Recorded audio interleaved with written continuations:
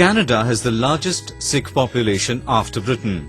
The Sikhs who have been here for over a century hold important positions in the country. Unfortunately, Sikh separatists who have taken asylum in Canada and are trying to keep the Khalistan movement alive have negatively affected the community's image. But the majority of Sikhs in Canada are against the Khalistan movement and violent extremism that it propagates.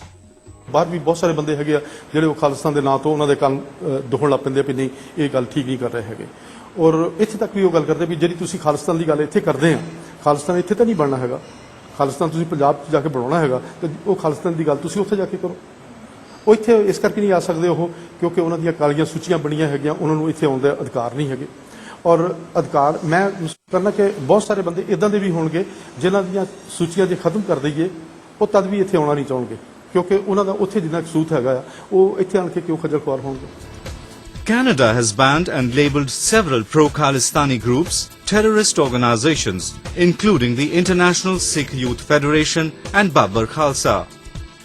But these groups exist legally and clandestinely pursue their so-called Sikh agenda, using violent means to serve their ends. It has long been believed that pro-Khalistan terrorists were responsible for the 1985 Air India bombing, an act that goes against the Sikh Rehat Maryada, or the Code of Sikh Conduct. That incident killed 329 people, mostly Canadians.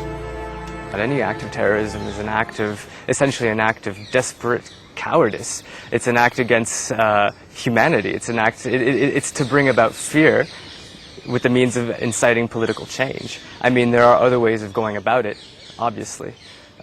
In terms of homegrown terrorism, in terms of for instance, with the Air India bombing, Canada was the staging place for that. There's no doubt about that.